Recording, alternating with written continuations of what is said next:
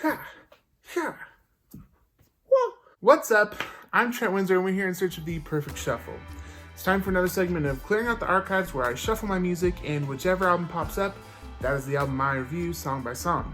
If a song is more than 50% skippable, if I would skip it more than half the time, I say get it out of here. If it is less than 50% skippable, if I would listen to it more than half the time, I say it's a good addition for your perfect shuffle. Last time we shuffled our music, and the album that popped up was Strange Desire by Bleachers. Bleachers is an American pop rock band headed by the famous Jack Antonoff. Before Jack was in this band, he was already known as a key member of Steel Train, as well as Fun, and in years to come, he would become known as a key producer for all kinds of pop acts, from Taylor Swift to Lana Del Rey, even all the way up to our beloved Kevin Abstract, who was in the last video about Brockhampton. So he's kind of dipped his toes into a lot of different pools, and thankfully his toes are clean, no toe jam. Is his prowess as a producer present in this album, Strange Desire? Let's find out as I review it song by song.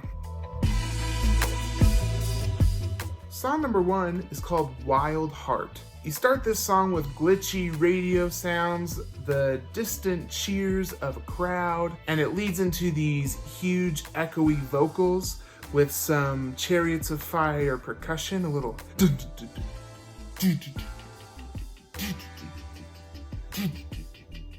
A lot of the vocals on this album, and starting out with this song, sound like they were sung by a whole group of Jack Antonoffs.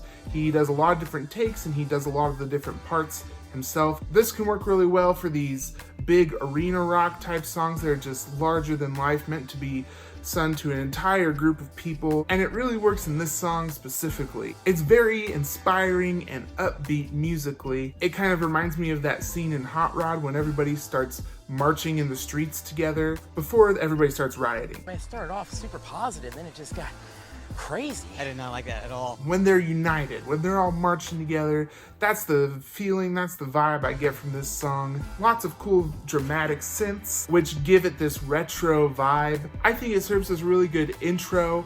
Sometimes when I listen to this song, I'm kind of waiting for the climax, I'm waiting for the big punch, and it never really comes. It kind of stays below that level.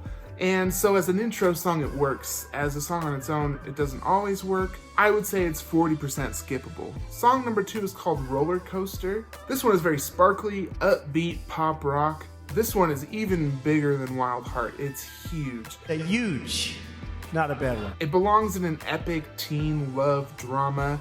You know, whatever the next John Green book is to be made into a movie, that movie should feature this song, because it's got all of the feelings, all of the emotions of a teenage summer romance. The first line of the song even mentions summer, which I feel like if you got summer in the first line, you know it's about to go down. We're about to go to a party and kiss our ex, and then feel bad, but then learn a valuable lesson. It's a righteous song, it's a righteous music video. The band is playing this song while riding on top of an ice cream truck. That's just amazing as it is. I would say this song is 25% skippable. Song number 3 is called Shadow.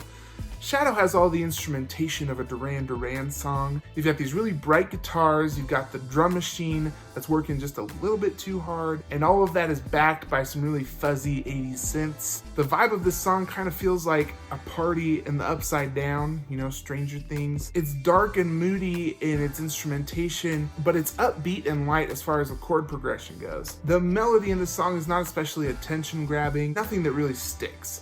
But I still think it's a lot of fun. I think it's an enjoyable song. I would say this one is also 40% skippable. Song number 4 is called I Wanna Get Better. This song has so much energy. It's very glitchy and frantic. Without being electronic, it's just a little bit manic. It's got these really great quirky vocals that bring a lot of energy to the song, and also bring a lot of heart to it as well. You can really tell that Jack Antonoff just wears his heart on his sleeve. His emotions are all out there, especially in this song. It's also got a great lo-fi guitar solo, which I will never be upset about. The music video for this one is very cool as well. Jack Antonoff is a therapist, and all of his clients are in there talking to him in their own stages of grief and in their own life situations. It really brings out the message of the song, which is that we're all chasing the feeling of self-fulfillment, we're all chasing self-betterment, and that perhaps this self-satisfaction is only found in relational happiness. This is the song that really sticks with me from the album. If you ask me about Strange Desire, this is the one that I'll bring up. I would say it is 20% skippable, really solid. Song number 5 is called Wake Me. Up Before You Go, do not leave me hanging on like a yo-yo. This song starts out very woozy with some slightly flat guitars, almost has a western feel to it. Here's where we slow things down, go with the flow for a little bit. It's very sweet, and it's a good follower to the manic energy of I Want to Get Better. I love the lyrics. The real puncher in this one is, I can't believe I captured your heart, which is something that I think anybody in a relationship can really identify with. It's not trying too hard, and it really captures a feeling. I would say it's 35% skippable. Song number 6 is called Reckless Love. Unfortunately, Reckless Love is kind of a generic combo of some of the other elements from the previous songs. It really leans hard on those group vocals, but not effectively. It's a song that's completely inoffensive. You can't really be mad about any of the individual elements, but they don't come together to form anything memorable or worth re-listening to. I would say this one is 60% skippable. Song number 7 is called Take Me Away, featuring Grimes. It really feels more like a Grimes song featuring Bleachers. Grimes is so much more experimental than anybody in Bleachers is, and it really just feels like Jack Antonoff can't hang. It just doesn't fit the album at all, and I think the two sounds of the two artists really just don't mesh. So I would have to say this one is 80% skippable.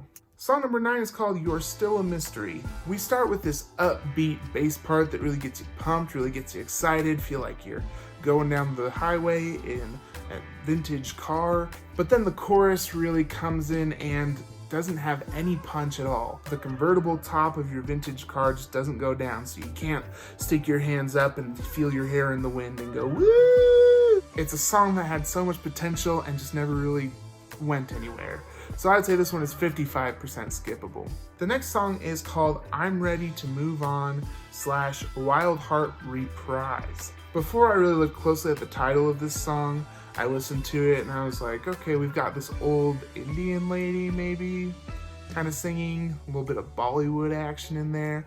It makes me miss Sanjaya, if I'm gonna be honest with you. Sanjaya, Sanjaya, don't set this place on fire. But then I looked at the title and it's Yoko Ono, a legendary pop artist, maybe not my favorite pop artist, but definitely someone who deserves some attention. However, it doesn't really add to the song much, in my opinion.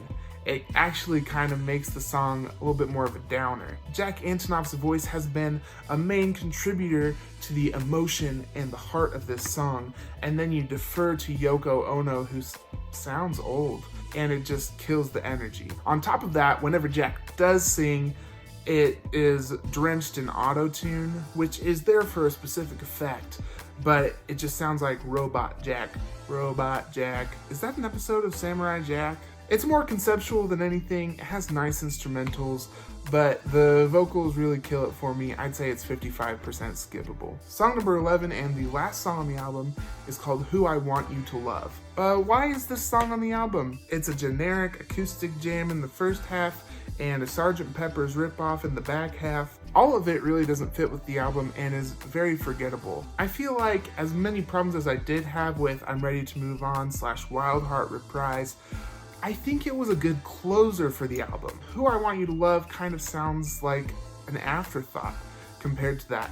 So I would have to say this song is 70% skippable. Overall, mathematically, adding everything up, this album as a whole is 48% skippable.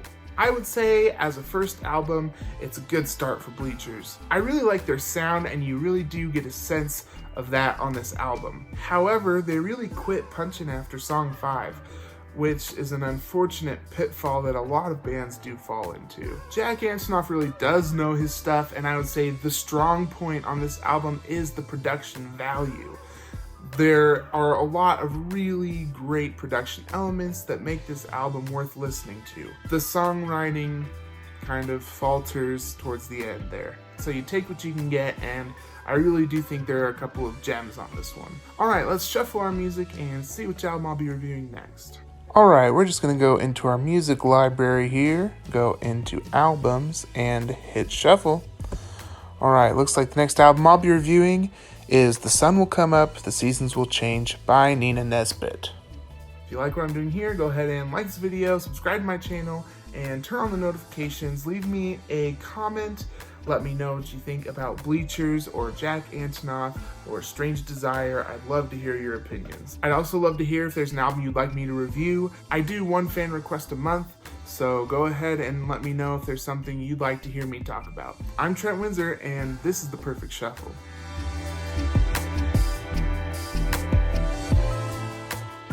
Dun dun dun dun dun dun, hoya!